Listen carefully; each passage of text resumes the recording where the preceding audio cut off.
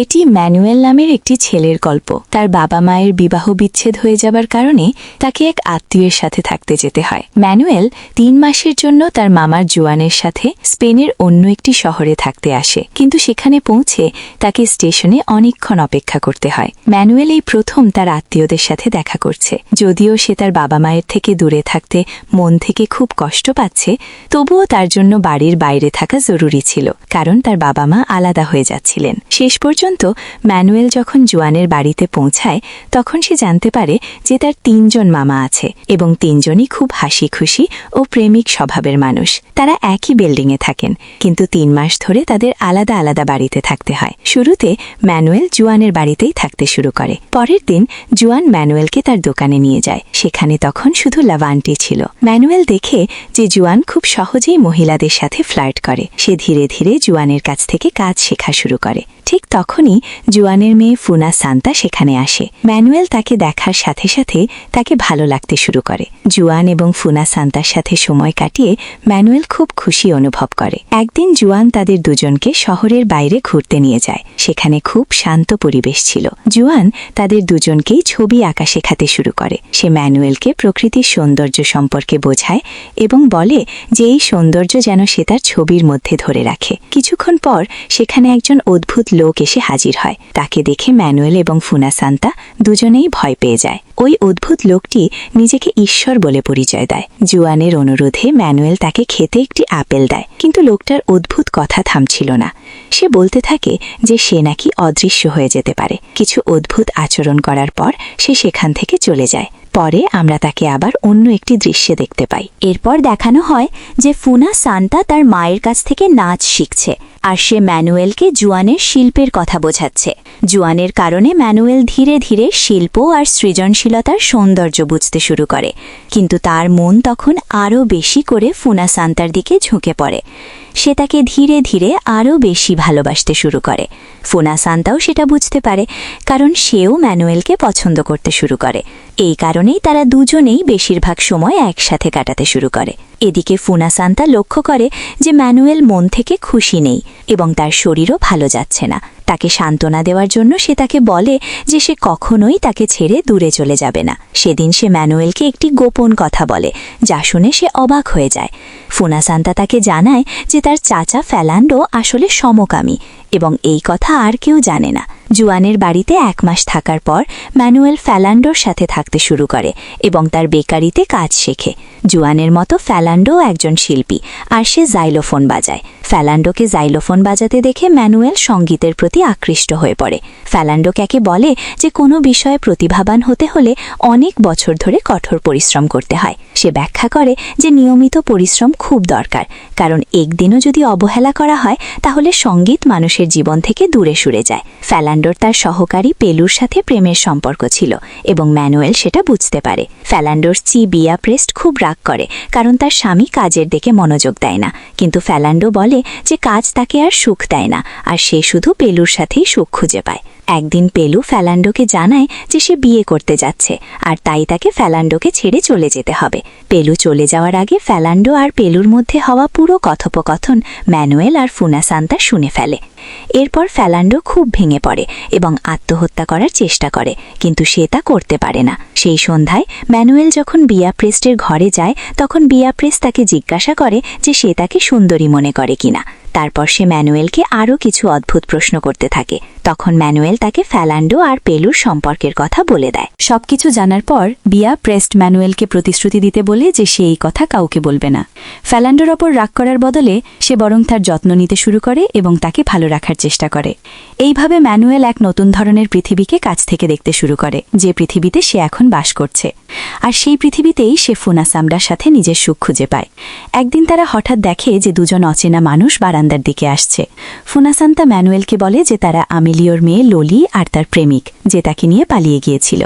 হঠাৎ ফুনা সান্তা কিছু একটা খেয়াল করে এবং বলে যে তার বাড়িতে নিশ্চয়ই কিছু একটা হয়েছে। তারা দুজনেই দৌড়ে বাড়ির দিকে যায়। বাড়িতে পৌঁছে তারা জানতে পারে যে ফ্যালান্ডো মারা গেছে। এই খবর শুনে সবাই খুব চিন্তিত হয়ে পড়ে, কিন্তু তাদের মধ্যে সবচেয়ে বেশি ভেঙে পড়ে বিয়া প্রেস্ট। সে বলে যে ফ্যালান্ডো হঠাৎ মাটিতে পড়ে গিয়েই মারা গেছে। জোয়ান আর তার বড় ভাই আমেলিও ফ্যালান্ডোকে কবর দিতে নিয়ে যায়, কিন্তু যখন তারা ভালো করে দেখে দেখে তখন তারা বুঝতে পারে যে সে আসলে অজ্ঞান হয়ে পড়েছিল এবং তার হার্ট অ্যাটাক হয়েছিল। ঠিক সময়ে আমেলিও তাকে বাঁচাতে পারে। সেই দিনের পর থেকে ম্যানুয়েল আমেলিওর বাড়িতে থাকতে শুরু করে। আমেলিওর বোন মার্গারেটা ম্যানুয়েলকে পড়াতে শুরু করে, কিন্তু ম্যানুয়েল প্রায়ই তাকে আর আমেলিওর স্ত্রী লুলাকে বিরক্ত করতে থাকে। একদিন ম্যানুয়েলের বাবা আন্তোনিও তাকে ফোন করে। তখন ম্যানুয়েল জানতে পারে যে তার বাবা এখন ইটালিতে থাকেন। ম্যানুয়েল তার বাবাকে বলে যে মার্গারেটা সবসময় তার ওপর নজর রাখে আর এদেশে খুব বিরক্ত ও চিন্তিত হয়ে পড়ে। সে তার বাবাকে জানায় যে সে বাড়িতে ফিরে যেতে চায়। শেষ পর্যন্ত ম্যানুয়েল ফুনাসান্তাকে বলে যে তার বাবা খুব শিগগিরই তাকে নিতে আসবেন। এই কথা শুনে ফুনাসান্তা খুব কষ্ট পায়। ম্যানুয়েল আর ফুনাসান্তা দুজনেই একে অপরকে বিয়ে করতে চায়, কিন্তু তারা জানে যে চাচাতো ভাই বোনের মধ্যে বিয়ে করা যায় না। আমেলিওর বাড়িতে একটি ঘর ছিল যেখানে কাউকে ঢুকতে দেওয়া হতো না। একদিন ম্যানুয়েল সেই ঘরে ঢুকে দেখে যে ওটা আসলে আমেলিওর ক্লিনিক। ম্যানুয়েলকে সেখানে দেখে আমেলিও খুশি হয়। তার অন্য ভাইদের মতো সেও ম্যানুয়েলকে নিজের কাজের কথা বলতে শুরু করে। আমেলিও একজন চোখের ডাক্তার। সে ম্যানুয়েলকে মানুষের চোখের ভেতরে লুকিয়ে থাকা সৌন্দর্য দেখাতে শুরু করে। কিছুক্ষণ পর মার্গারেটা তাদের ওপর নজর দিতে শুরু করে এবং ঘরে ঢোকার জন্য বাচ্চাদের বকাঝকা করে।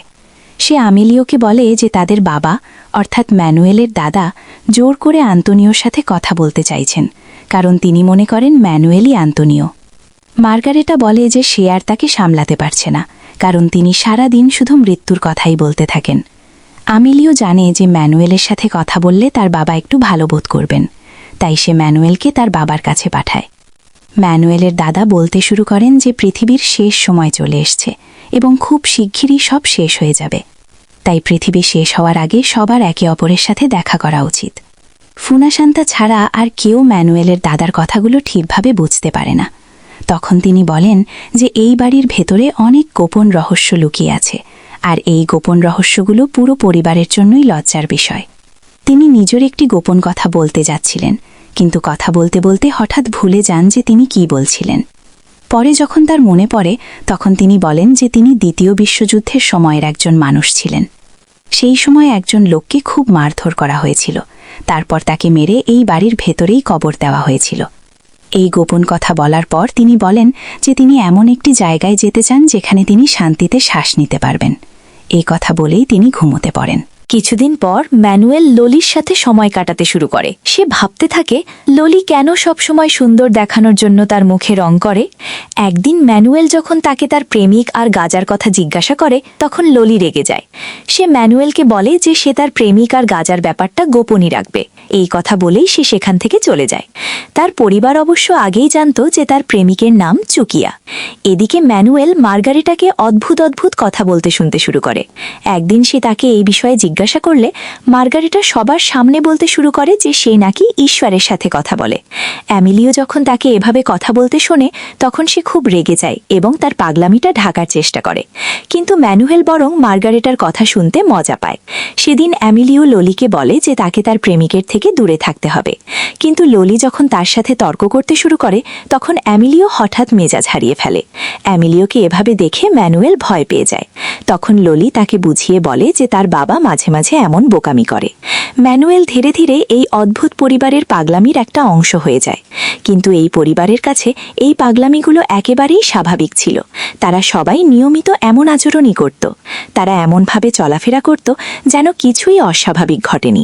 হঠাৎ একদিন অ্যামিলিওর বাবা একাকিত্ব নিয়ে একটি কবিতা আবৃত্তি করতে শুরু করেন। তিনি এই কবিতাটা ম্যানুয়েলের বাবা আন্তোনিওর জন্য লিখেছিলেন।